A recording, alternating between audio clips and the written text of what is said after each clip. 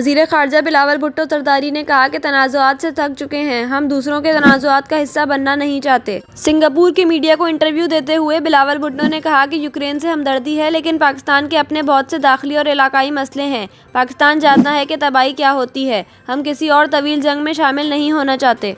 उन्होंने कहा कि आलमी तवज्जो अफ़गानिस्तान से जल्दी हटकर यूक्रेन पर चली गई। अफ़गान पनाह गज़ीरों की जगह यूक्रेन पनाह गज़ीरों, अफ़गान इमदाद की जगह यूक्रेनी इमदाद ने ले ली। इसके अलावा बिलावल ने कहा कि चीन के साथ हमारे इश्तिराक में बेपनाह मुआशी मौक़े हैं।